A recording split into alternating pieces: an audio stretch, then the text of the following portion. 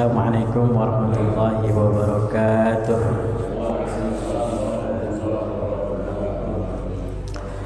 Alhamdulillahi rabbil alamin, hamdan yuwafi ni'amahu wa yukafi mazidah.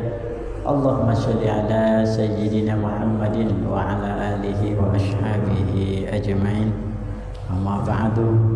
Qala Allah Ta'ala fil Qur'anil Karim wa huwa asdaqul qailin. A'udzu billahi minasyaitonir rajim. Bismillahirrahmanirrahim. Yarfa'illahu alladhina amanu minkum walladzina utul ilma darajat. Wa qala an-nabiy sallallahu alaihi wasallam, man salaka tariqan yaltamisu bihi ilman sahalallahu lahu tariqan ilal jannah. Para jemaah sekalian yang dimuliakan oleh Allah Subhanahu wa taala, insyaallah pagi ini kita akan melanjutkan kajian kitab tafsir surah Al-Baqarah ayat 17 hingga ayat 18. Sebelum kita mulai, sebagaimana biasa, mari kita dengarkan bersama bacaan lantunan ayat suci Al-Quran yang disampaikan oleh Al-Mukarram Ustaz Iwan. Kepadanya dipersilakan. Ustaz Iwan maju ke sini nih dulu bacanya, pakai speaker biar kedengeran.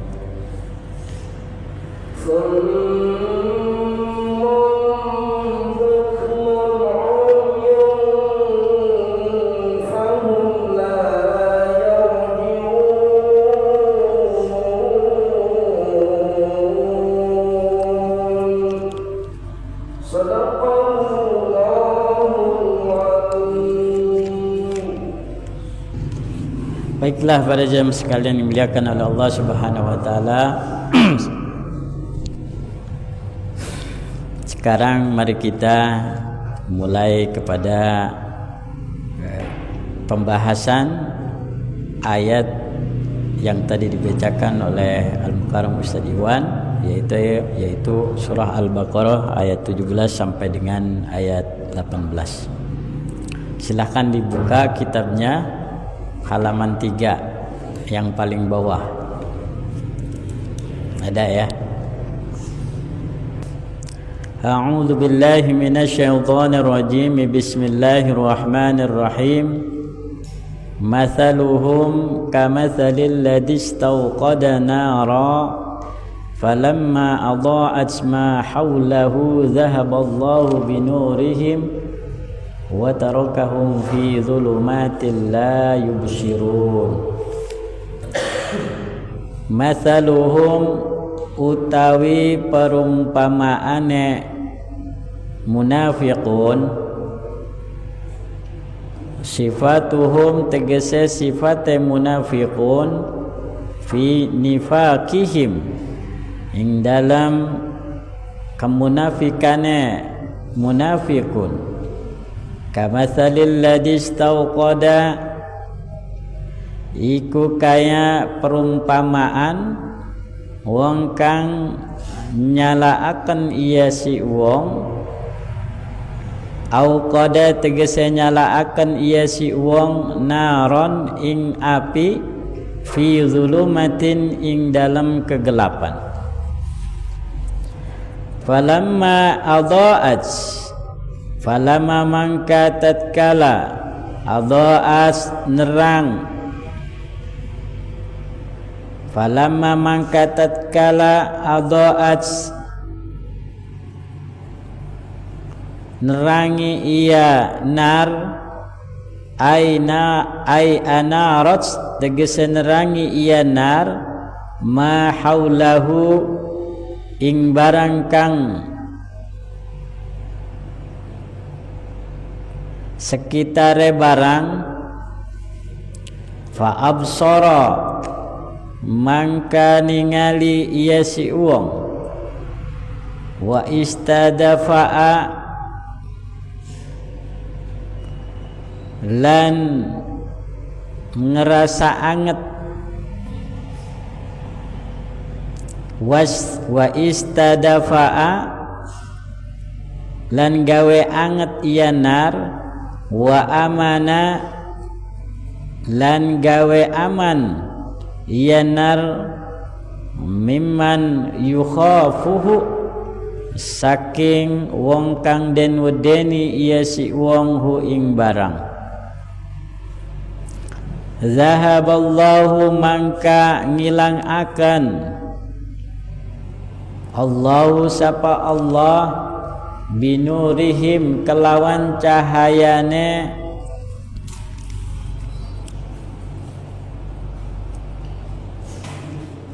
munafiqun, ayat fa'ahu tegese matikaken ngelenyap Allah hu ing nur,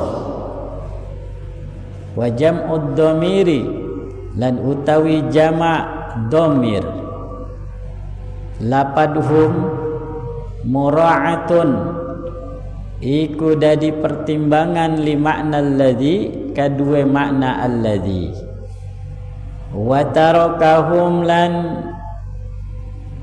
wis ninggal akan Allah hum ing munafiqun fi zulumatin ing dalam kegelapan, la yubsiruna hale pada ora la yubsiruna hale ora pada ngedeleng iya munafiqun ma haulahum ing barang kang sekitare munafiqun, mutahayyirina hale kang pada bingung kabeh anit toriki saking dedalan, khaifina hale pada wedi kabeh, fakadzalika mangka iku kaya mengkono madkur, haulai amanu utawi sambudayane wong kang pada iman kabeh, bi idhari kalimatil imani kelawan nyataaken kalimat iman, fa idza matu maka tatkala wis pada mati iya munafiqun, ja'ahumul khaufu maka wis tekahum ing munafiqun al khaufu apa rasa wedi, wal azabu lan siksaan, hum utawi munafiqun summun iku tuli anil haqqi saking kebenaran, fala yasma'unahu mangka ora pada ngrungu iya munafiqun hu ing hak, sima'a qabulin kelawan nerimane, sima'a qabulin kelawan ngerumune nerima, bukmun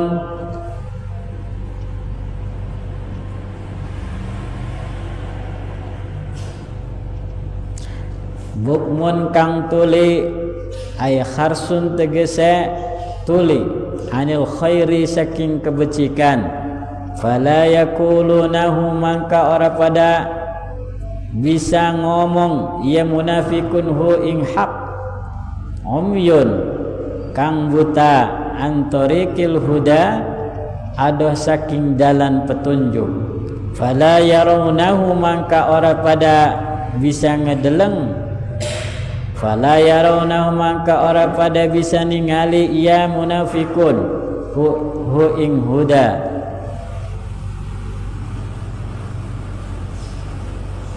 fahum mangka utawi munafikun la yarji'una iku ora pada bisa berbalik ya munafikun anil dhalalati karena kesesatan an bimakna li ajli.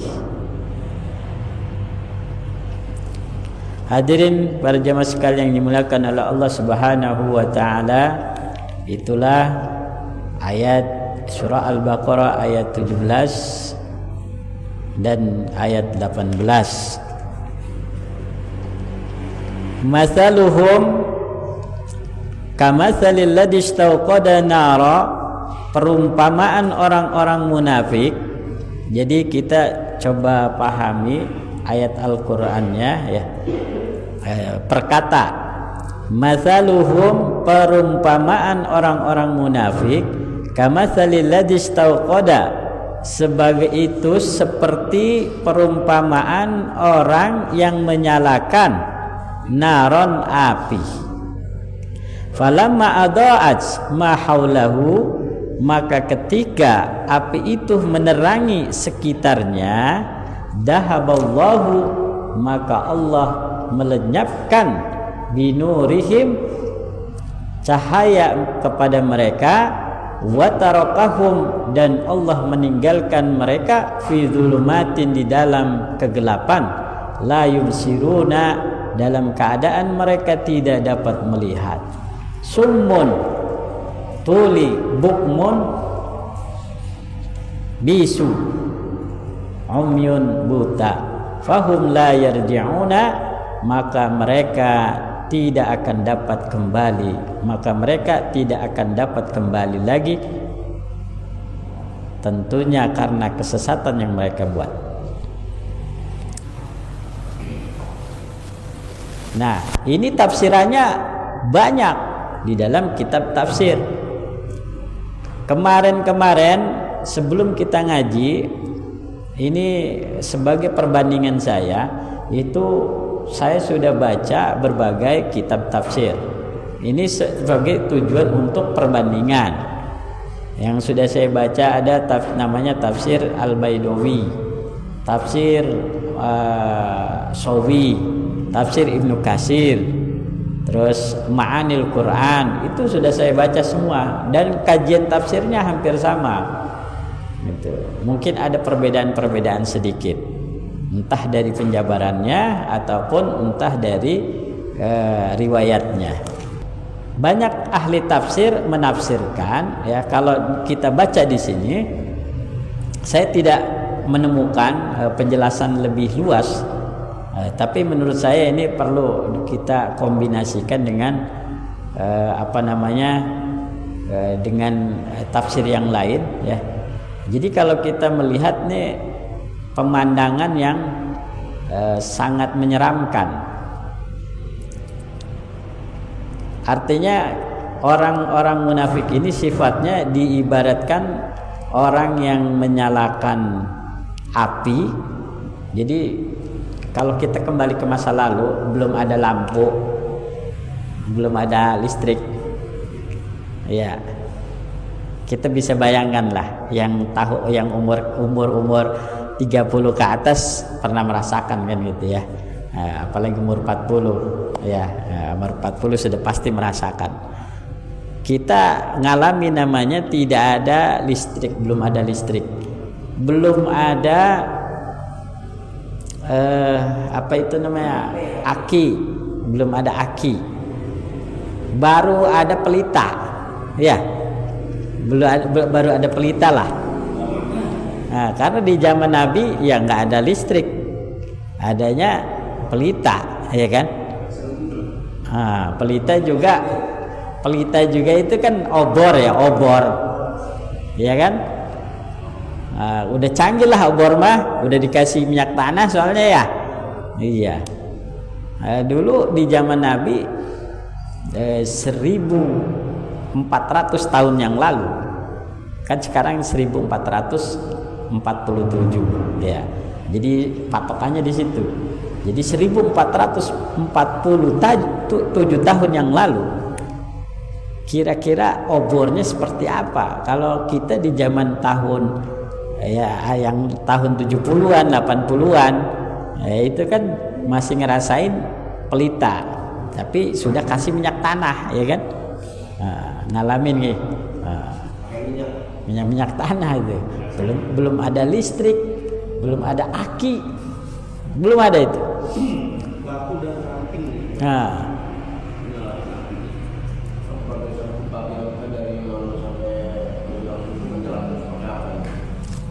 Ngalamin tidak bapak-bapak nih? Zaman kita kecil dulu, kalau ngaji itu karena gurunya jauh, zaman dulu kan beda dengan sekarang. Sekarang mas serba enak ya.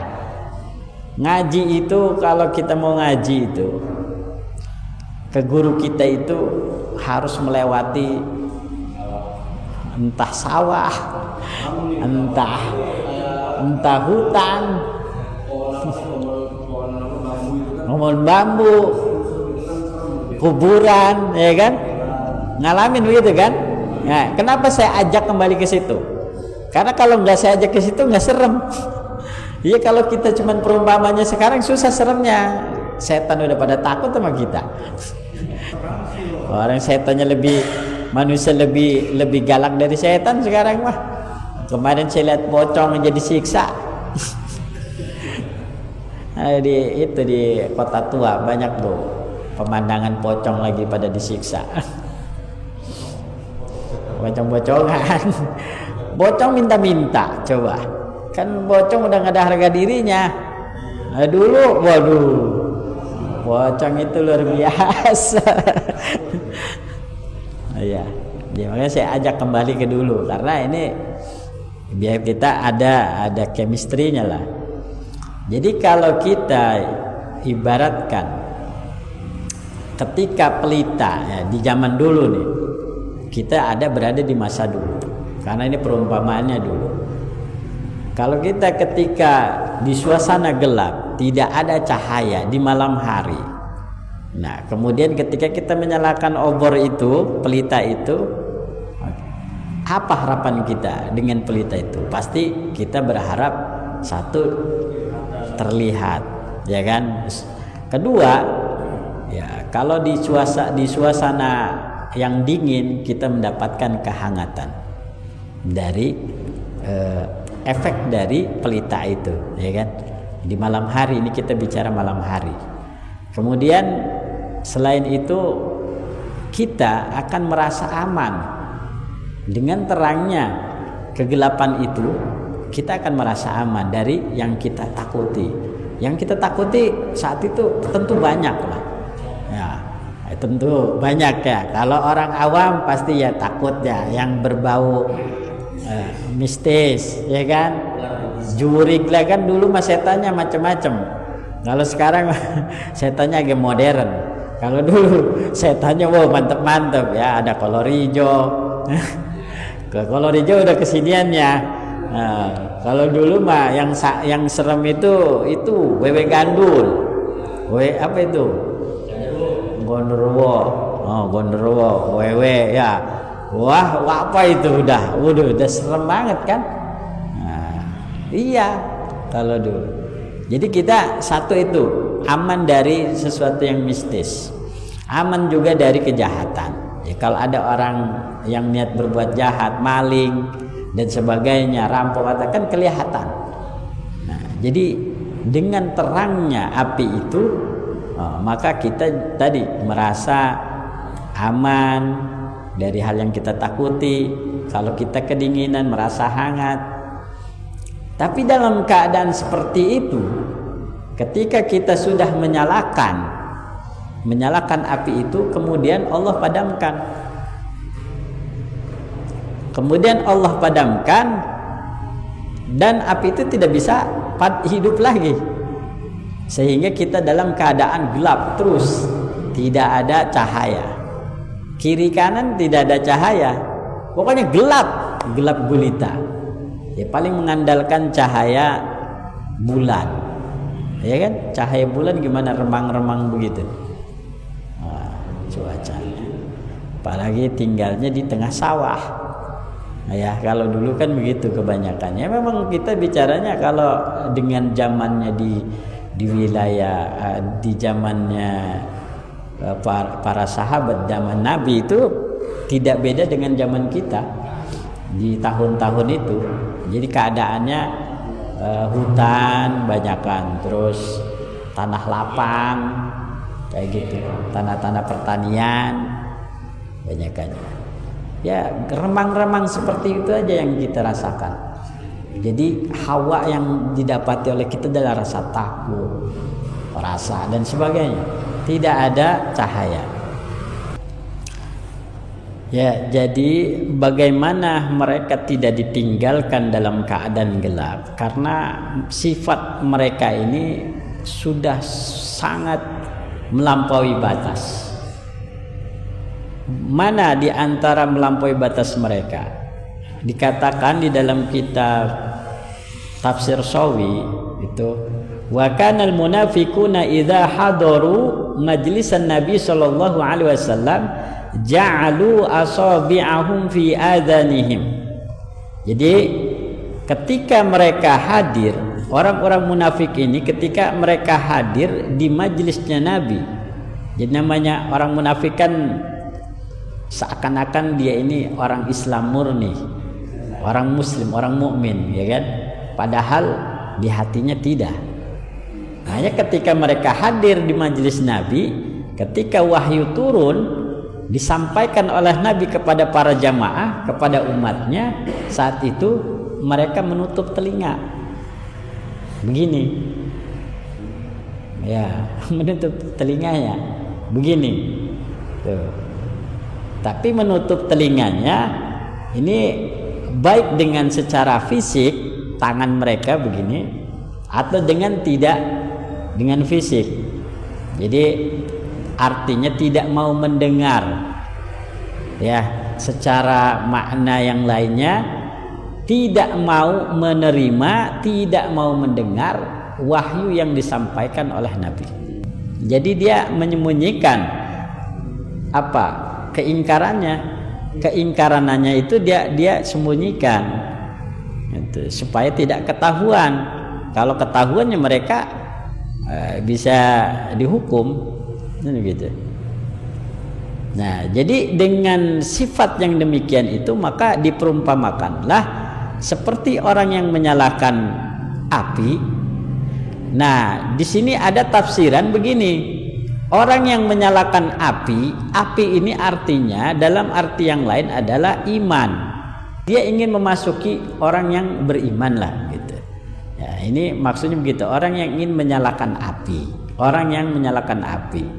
Nah, kemudian setelah api itu menerangi dia, kemudian ketika orang-orang beriman percaya kalau dia itu beriman. Ini begitu tafsiran yang lainnya. Ya. Ketika orang-orang beriman sudah percaya bahwa dia itu sudah beriman, nah kemudian karena hati kemunafikannya ini, ketidakbenarannya, keingkaran dalam hatinya, maka apa yang terjadi? Dahaballahu falamma ada'at ma haulahu, ketika api itu menerangi sekitarnya, dalam artian yang lain ketika orang-orang beriman percaya kepadanya, kan begitu ya. Nah, dahaballahu binurihim, maka Allah melenyapkan api itu atau memadamkan cahaya api itu. Tidak bisa kemudian dia terus menyembunyikan kemunafikannya di hadapan Nabi. Nabi dapat wahyu, ya kan, bukan manusia yang memberitahu, Tuhan yang memberitahu, gitu kan. Makanya ada di ayat yang lain ketika orang munafik bersaksi di hadapan Nabi, innaka la rasulullah, sesungguhnya engkau rasul Allah, kata orang munafik, gitu kan. Padahal dia ngomongnya begitu, innaka la rasulullah. Tapi tapi dalam ayat berikutnya bahwa sesungguhnya orang-orang munafik sungguh berdusta, begitu. Di dalam ayat yang lain itu ada di dalam pada pembahasan yang lalu. Jadi tidak bisa Nabi kemudian dibohongi, ditipu, gitu ya. Nah, makanya seperti itu, fi dulumatil la yubsir. Nah, kemudian itu perumpamaan yang pertama. Sebenarnya ada nanti di pertemuan yang berikutnya itu perumpamaan yang kedua. Nah, sebelum kita bahas jauh ke sana, ini saya akan sedikit membahas tentang pemahaman penerjemahan, karena saya tidak mendapati yang lain pada dua ayat ini. Ya. Pertama, coba perhatikan. Masaluhum kamasalil ladzi. Nah, kata alladzi di sini ada ya. Ada. Itu kalau dalam bahasa Indonesia itu artinya yang. Bisa juga artinya orang. Nah, ini biar kita belajar bahasa Arab. Ya, bolehlah belajar bahasa Arab ya. Alladzi, kalau di dalam Quran terjemah apa Pak Farhat? Ya, di perkatanya. Iya, alladzi. Orang yang menyalahkan. Nah, bukan yang menyalahkan, orang-orang. Iya, makanya kan kalau tanpa guru bingung kan. Jadi alladzi itu kalau dalam terjemah perkata itu artinya orang, bukan orang-orang. Nah, ini ilmu bahasa nih. Nih sengaja saya buka supaya kemudian kita dapat lebih paham. Nggak apa-apa bapak-bapak para jamaah sekalian bahwa Quran terjemah perkata ya itu juga bisa membantu. Nah, tapi saya luruskan, gitu kan, supaya paham artinya bisa menggunakannya, ya kan, tidak mentah begitu saja tanpa guru. Beda ya. Terjemahan itu sebenarnya sudah menggunakan tafsir. Sudah menggunakan tafsir. Jadi terjemah perkata, jika ada terjemahan orang kemudian artinya atau orang-orang, mana yang benar? Misal ada Quran terjemah perkata, kemudian satu Quran terjemah yang satu artinya alladzi itu orang, kemudian yang satunya orang-orang. Ya, mana yang benar? Yang benar adalah aslinya adalah orang, satu aja. Alladzi itu dalam ilmu nahwu itu namanya isim mausul yang berbentuk mufrad. Ini mufrad. Jadi dia bukan jamak. Kalau jamaknya alladzina. Nah, kalau alladzina nanti artinya orang-orang. Nah, terus kenapa kok ada yang menerjemahkan orang-orang? Nah, ini alasannya. Pada kata kamasalil ladzi ini, kata alladzi ini bimakna alladzina. Jadi mengandung makna alladzina, walaupun redaksinya alladzi tapi dia bimakna alladzina. Dari mana saya dapatkan? Nah, ini diantaranya ada di dalam kitab Tafsir Baidawi halaman 39 yang saya baca, makna alladzi bimakna alladzina. Tuh. Sehingga artinya kalau mau diterjemahkan orang-orang boleh. Begitu. Ya. Nah, ini jadi masih ada kaitannya ilmu nahwu. Tuh. Jadi alladzi bimakna alladzina. Artinya orang-orang. Makanya kalau saya terjemahkan dengan bahasa Indonesia, boleh kita menerjemahkan perumpamaan sifat orang-orang munafik seperti perumpamaan orang-orang, begitu. Atau juga kita hanya menerjemahkan secara teks seperti perumpamaan orang. Boleh. Makanya kemudian bingung bagi orang awam yang tidak mempelajari itu. Ya, itu. Bisa tunggal, bisa jamak. Ya, tapi redaksinya tunggal. Allazi, allazani, allazina. Oh, begitu. Jamak. Ya, itu ya. Ini kita sedang mengkaji perkata. Memang tafsir itu mencakup itu. Supaya tahu kan maknanya allazi. Tapi jangan salah. Allazi itu bukan artinya orang saja. Bukan. Kondisional ya. Enggak, maksudnya bisa artinya orang, bisa artinya yang. Allazi itu. Ya, tapi ini kondisional. Di sini kita bisa terjemahkan orang, gitu ya. Jadi allazi bimakna man, bimakna orang, man. Arti aslinya allazi itu artinya yang. Nah, isim mausul itu. Ya, itu. Kenapa saya bahas? Karena itu yang saya temukan dalam tafsir. Ternyata saya baca di berbagai Al-Quran terjemah perkata, saya lihat oh iya ini ada beda. Jadi makanya saya perlu sampaikan. Kemudian ternyata makna allazi, kata allazi yang kemudian diterjemahkan dengan allazina, nah ini juga termuat pada surah At-Taubah ayat 69. Jadi tidak semua allazi bisa mengandung makna allazina, tidak ya. Jadi hanya terjadi pada ayat tertentu saja. Iya.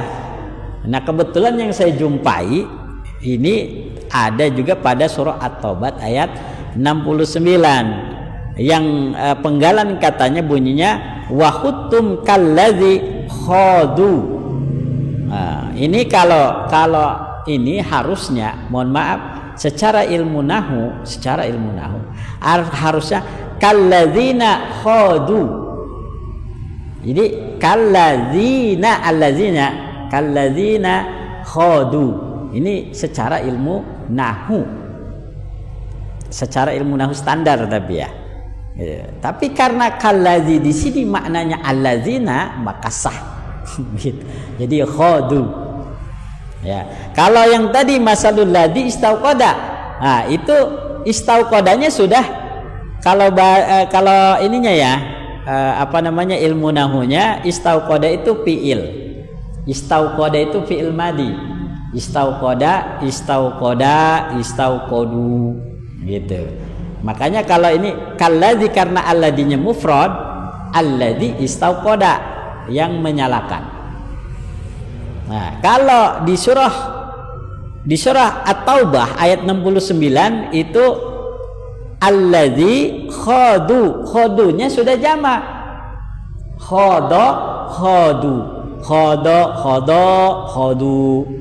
Tuh gitu. Itu sudah jamak. Harusnya alladzi itu ya harusnya alladzina. Jadi kalladzina khadu. Harusnya begitu kalau secara ilmu nahu standar, ilmu nahu pemula gitu. Tapi ternyata tidak. Mana yang kita gunakan? Ya yang kita gunakan adalah wahyu yang yang menyusun. Oh ternyata berarti boleh ada istilah alladzi maknanya alladzina. Nah, gitu. Nah ini diperkuat oleh ayat ini bahwa alladzina ada juga alladzi makna alladzina ada pada surah At-Taubah ayat 69. Itu ya. Di sini cuma penambahan orang-orang iyangnya ada sebenarnya. Iyangnya ada. Iya. Iya. Iyang. Itulah penerjemahan Al-Quran itu bukan hanya Al-Quran, menerjemahkan bahasa Arab lah. Penerjemahan bahasa Arab itu kalau kita orang Indonesia ya yang punya kaidah bahasanya itu Mau diterjemahin begini boleh, mau diterjemahin begitu boleh, boleh. Yang penting wahyunya tidak berubah. Gitu. Iya, jadi menerjemahkan bahasa Arab ke bahasa Indonesia bebas selama tahu kaidahnya, gitu. Selama tahu jalannya, gitu. Kalau kita mau ke rajek Griya Arta Rajek, mau lewatnya dari sana boleh, mau dari sini boleh. Yang penting Griya Arta Rajeknya di sini, kan begitu. Iya. Menerjemahkan Al-Quran dengan bahasa Indonesia, kita tidak boleh merubah redaksinya, tapi terjemahannya boleh, gitu. Yang penting sama arahnya. Gitu. Iya. Iya. Ya kan kalau di bahasa Indonesia sesungguhnya, bahwasanya, kan sama aja itu. Jikalau, jika, andai kata, kan sama aja. Iya kan? Ustadz yang ini ngomongnya kemarin katanya jikalau, Ustadz yang ini ngomongnya jika. Ini yang benar yang mana sih? Muridnya pusing, ya kan? Ya, muridnya nih, si santrinya pusing. Kemarin saya ngaji sama kiai itu, ini kok terjemahnya begini. Ini terjemahin bahasa Jawa aja, ini kan bahasa Jawa nih. Nah ini saya punya guru beda-beda ketika ngajinya sama guru yang satu, kok terjemahannya Jawanya begini, ini Jawa, nah, kan bingung kan gitu. Nah yang penting saya bilang tadi itu sama maksudnya, ya makanya pentingnya kita memilih guru supaya nggak pusing. Nanti kalau ilmunya udah udah berkembang, barulah gurunya banyak, nggak apa-apa karena kita sudah tahu kata kuncinya ke situ kan gitu. Terus kemudian dilanjut dengan saya menemukan juga di dalam kitab Ma'anil Quran, ya, kitab Ma'anil Quran li Abi Ja'far halaman 41. Ini terkait kata, lihat di sana ada falamma adha'at ma haulahu. Lihat ma haulahu, ada kata huruf ma ya, ma. Nah, ma di sini saya tanya kembali Pak Farhat, ma di situ apa? Terjemah perkatanya. Apa? Apa sekeliling? Nah, maknya kalau sekeliling itu haul. Haula. Maknya itu artinya di situ apa? Hah? Apa ya? Enggak, itu apa? Hah? Ada lagi? Enggak apa-apa, beda apa? Hah? Bukan. Nah, nanti kita bolehlah biar perbandingan beli Al-Quran terjemah perkata dari berbagai sumber. Jadi biar kita bisa ngebedain. Jadi ma itu terjemahan bahasa Indonesianya aslinya adalah sesuatu. Ma itu artinya sesuatu. Tetapi dalam ilmu nahu ma itu banyak artinya. Bisa sesuatu, bisa juga yang, bisa juga, jadi banyak tergantung maknya itu apa. Nah kalau santri nih siapa yang kamu ketahui ini, siapa nah? Hah? Muiz. Kemarin ngaji maknya yang kamu ketahui apa? Ada namanya ma nafi. Manafi itu artinya tidak. Ana ma'arif, saya nggak tahu. Gitu kalau bahasa Arab. Ana ma'arif, saya tidak tahu. Jadi maknya artinya tidak. Terus ada juga mak tadi yang ini ya, sesuatu. Nah, ada lagi apa lagi selain itu? Jadi artinya bisa tidak, bisa sesuatu, bisa juga yang. Nah, dan masih ada yang lain. Nah, kaitannya di sini apa? Saya untuk membuktikan tadi di paparhat artinya apa? Mak juga bisa mengandung arti apa? Contohnya, ya. Nah, mahua apa itu? Artinya mahua artinya apa itu? Iya kan? Nah, apa itu? Nah, saya di sini kenapa saya angkat? Karena ternyata pada kata ma haulahu ini artinya ditemukan dalam tafsir kitab Ma'anil Quran li Abi Ja'far pada halaman 41 begini katanya, wa yajuju ayyakuna ma bi ma'na alladzi wa antakuna zaidatan wa antakuna nakiratan. Jadi pada khusus pada ayat ini, tapi pada ayat ini ya, khusus pada ayat ini maknya ini boleh mengandung makna alladzi, tuh maknanya alladzi, boleh juga mengandung makna tambahan saja, nggak ada artinya. Boleh juga mengandung makna nakiroh, ada artinya. Nah, jadi kalau kita terjemahkan dengan bahasa Indonesia begini, masaluhum, perumpamaan sifat orang-orang munafik, kamasalil ladzi istauqada, seperti perumpamaan orang yang menyalakan naron api, falamma adaat, maka ketika api itu menerangi mahaulahu. Nah, ini mahaulahu kalau kita terjemahkan sebagai isim nakiro, maka kita terjemahkan sesuatu yang mengitarinya. Jadi maka ketika api itu menerangi sesuatu, jadi ma kita terjemahkan sesuatu, maka ma ini disebut dengan isim nakiro. Boleh juga kita terjemahkan yang makna alladzi, maka api itu menerangi yang berada di sekitarnya, tuh jadi maknanya alladzi maknanya. Dan terakhir yang ketiga, ma ini boleh juga tidak diartikan, tidak ada artinya, namanya maziyadah. Jadi kalau diterjemahkan, maka ketika api itu menerangi sekitarnya, jadi maknya nggak ada artinya, tuh begitu. Jadi penting kita memahami penerjemahan ini. Setelah itu falama, iya. Jadi makna setelahnya itu di falama. Falama itu artinya maka ketika, atau maka setelah, begitu. Jadi maknanya setelah itu falama. Sudah diterangi, digelapkan.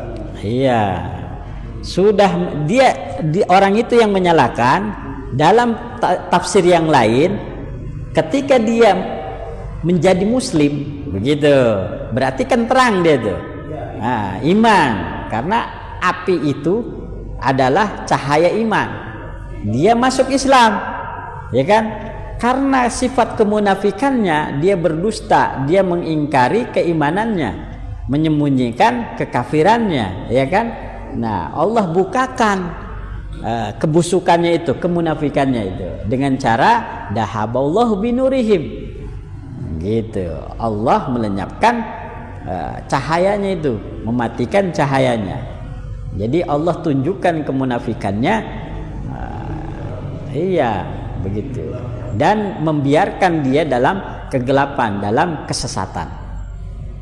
Jadi dibiarkan sama Allah. Sudah, orang ini mah summun bukmun umyun fahum la yurjiun, tuli, bisu, buta, maka mereka tidak akan kembali karena kesesatan mereka, karena ketidakimanannya, karena keingkarannya, karena kemunafikannya. Mereka nggak mau dengan kebenaran ya. Iya. Dan Allah Maha tahu. Maha tahu. Mau ditutupin kayak apa? Apalagi yang dihadapi Nabi saat itu.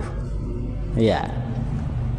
Kan agak aneh, orang munafik dia berdusta seakan-akan dia tidak akan diketahui gitu. Ya, kalau kita berhadapannya sama pemerintah sekarang, ya nggak bakalan tahu lah pemerintah ya. Ngadep presiden kita merasa mendukung, ya kan? Sekarang ngedukung, ntar kalau udah ganti presiden nggak ngedukung lagi. Tapi kalau Nabi tidak akan bisa dibohongi, ya Nabi tidak akan bisa dibohongi. Aneh, Nabi dibohongi. Iya, karena ada Allah yang memberitahu. Mungkin di antara kita masih ada yang masih ada yang bingung dengan qiraat sab'ah. Ya, qiraat sab'ah itu bacaan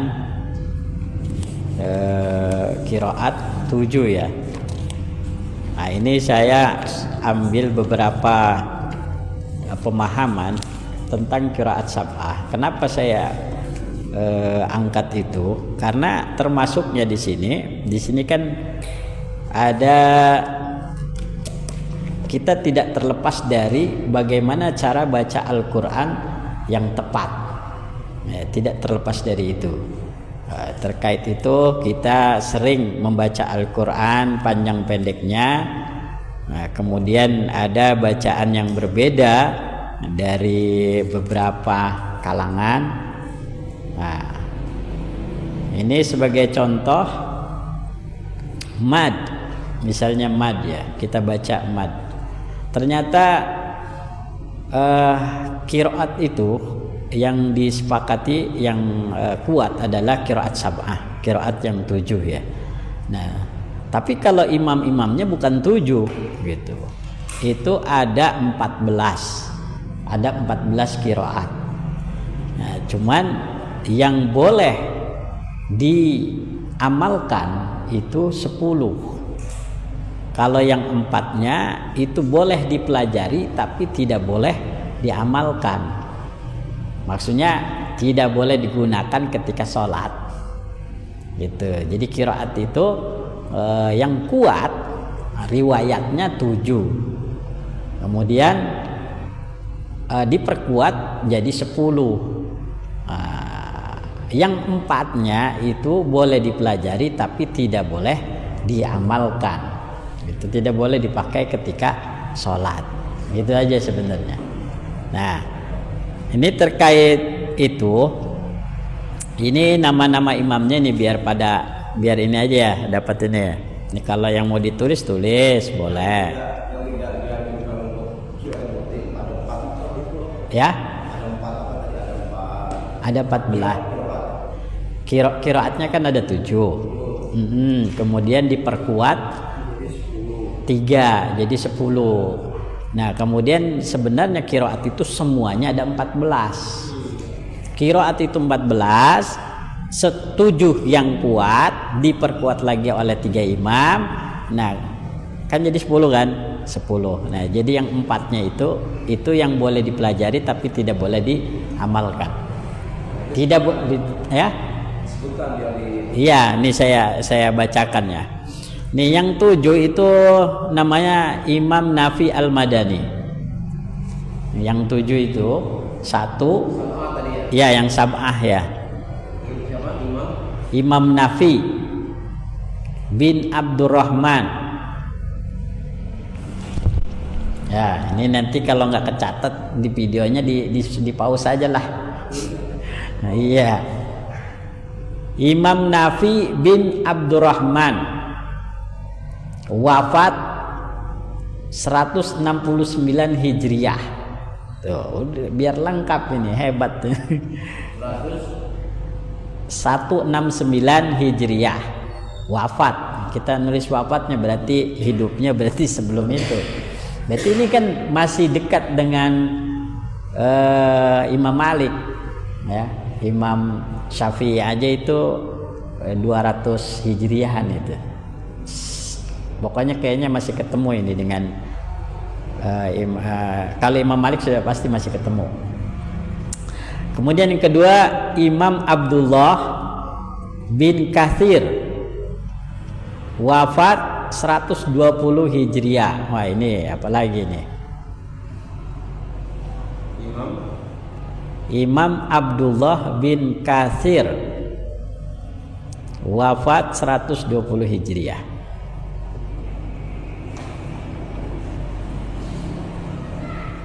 Ketiga Imam Abu Amr. Imam Abu Amr,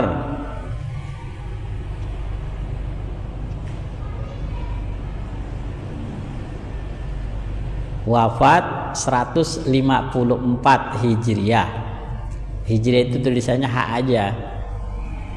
wafat 154. Yang keempat Imam Abdullah ibnu Amir,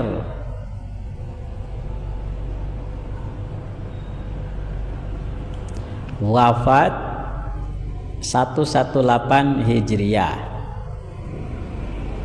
Yang kelima Imam Asim,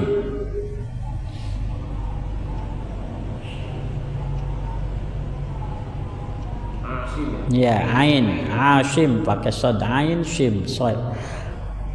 Imam Asim wafat 128 Hijriah. Ada nggak? Ini singkatnya, takut kepanjangan lah. Kalau Imam Asim bin Abi An-Najud Al-Kufi itu kan kepanjangan, dah singkatnya dulu. Wafat 128 Hijriah. Keenam Imam Hamzah bin Al-Jayyad, ya binnya nggak usah, Imam Hamzah karena sudah terkenal Hamzah. Imam Hamzah wafat 156 Hijriah. Ketujuh Imam Ali bin Hamzah Al-Kisai, dikenal dengan Imam Al-Kisai gitu singkatnya, Imam Al-Kisai, atau nama lengkapnya Imam Ali bin Hamzah Al-Kisai, untuk membedakan Imam Hamzah yang keenam tadi tuh. Kalau Imam Hamzah yang keenam itu kan Imam Hamzah ya bin Al-Jayyad. Imam yang ketujuh namanya Imam Ali bin Hamzah. Makanya biar dibedakan Al-Kisai. Jadi kalau saya singkat Imam Al-Kisai gitu. Wafat 189 Hijriah. Gitu. Jadi kalau saya singkat dari pertama, saya ulangi.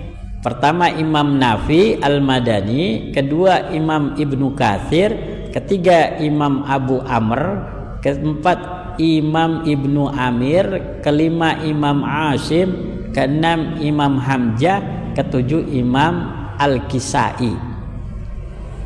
Tuh, begitu. Itu 7 kan. Diperkuat lagi dengan yang 3 siapa? Imam Abu Ja'far.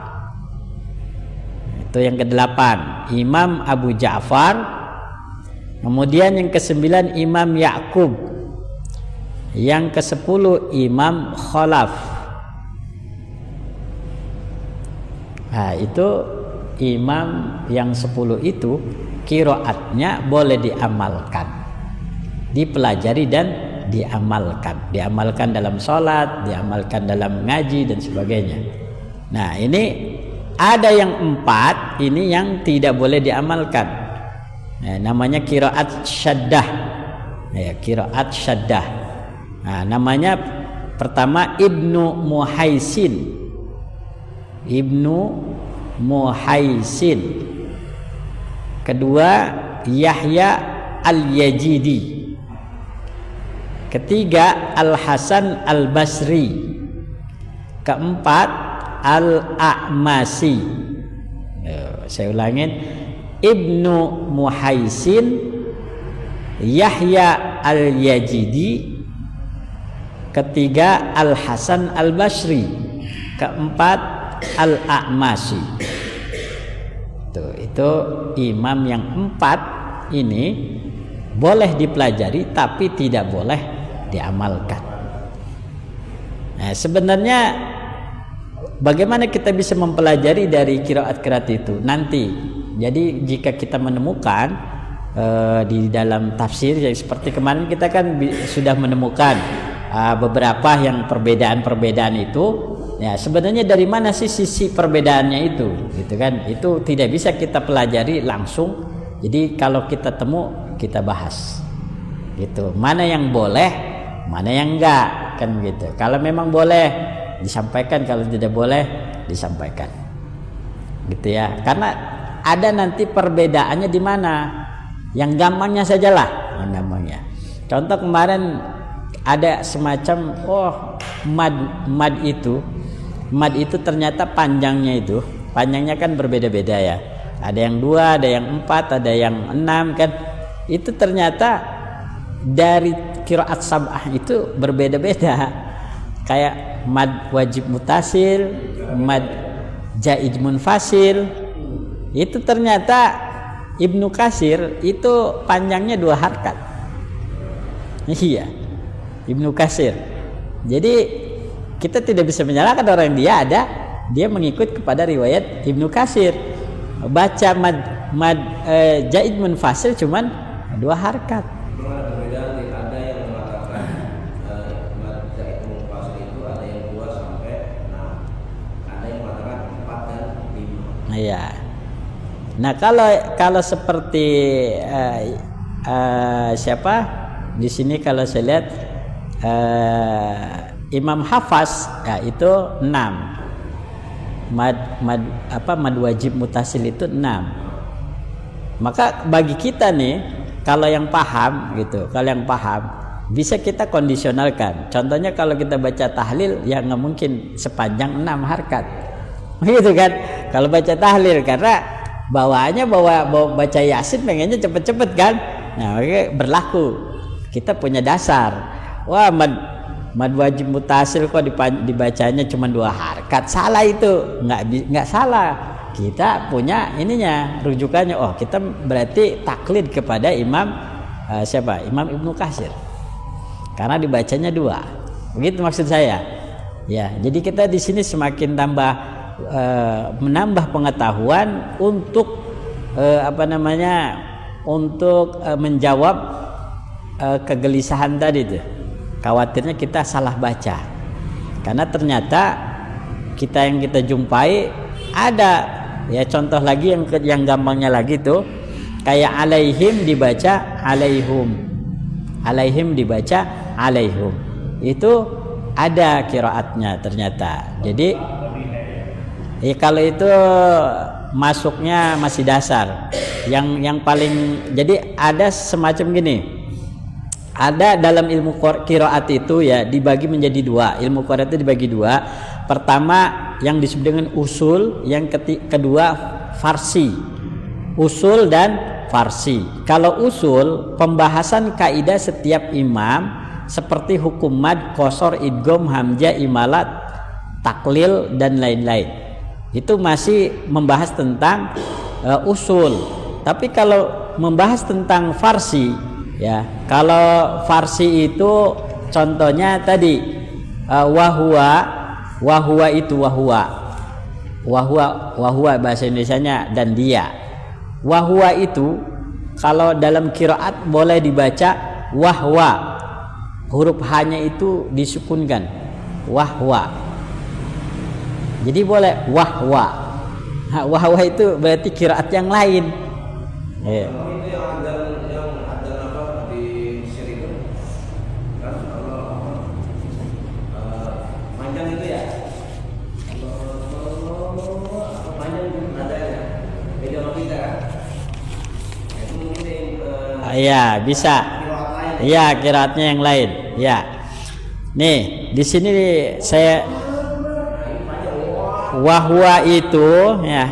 Ini Imam Qalun, Imam Abu Amr, Imam Al-Kisai dan Imam Abu Ja'far membacanya dengan mematikan sukun. Jadi huruf H menjadi sukun, wahwa bacanya. Wahwa jadi wahwa ya. Wahwa. Tidak merubah arti. Nah, Imam Abu Ja'far membacanya dengan mematikan. Kalau sementara imam yang lain membacanya dengan berharkat dhamma pada huruf menjadi wahwa. Ya. Selain itu contohnya lagi alaihim. Imam Hamzah dan Imam Ya'qub membacanya dengan memberi harkat dhamma. Nah, jadi alaihum. Tuh, yang kalau kita an'amta alaihum ghairil maghdubi alaihim waladdallin. Pernah dengar enggak? Pernah dengar alaihum Itu alaihum berarti dia menggunakan qiraat. Jadi jangan asal baca dia nggak tahu qiraat siapa gitu. Jadi ini namanya nggak tanggung jawab, ya kan? Nah, ini yang salah. Walaupun benar tapi salah. Salahnya di mana? Dia nggak tahu riwayat siapa gitu. Maksudnya gitu, nggak punya dalil. Cuman katanya atau denger aja, ikut-ikutan, itu yang tidak boleh. Jadi kalau misalnya ada yang baca alaihum, ini saya jumpai ternyata itu adalah Imam Hamzah dan Imam Yakub membacanya dengan harkat doma. Berarti itu Imam Hamzah, Imam Yakub, ya. Nah, itu dia membaca harkat doma pada huruf H, sehingga dibacanya alaihum. Nah, kalau imam yang lain seperti biasa alaihim. Ya biar nambah aja. Enggak ada.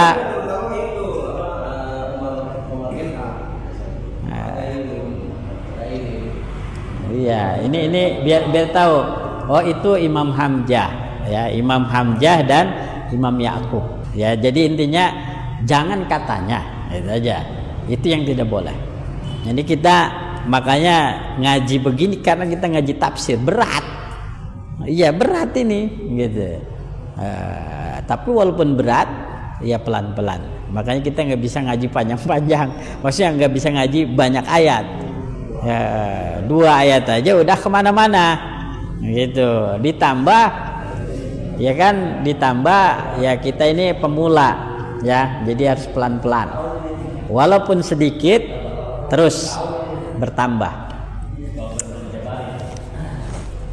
Ya, jam lewat ya, karena kita mulainya jam 5:30 ya. Baiklah, itu saja pada kesempatan kali ini. Insyaallah penjelasan yang berikutnya kita akan bahas pada kesempatan yang akan datang. Demikian akhirnya saya akhiri, wallahu muwaffiq ila aqwamit thoriq. Wassalamualaikum warahmatullahi wabarakatuh.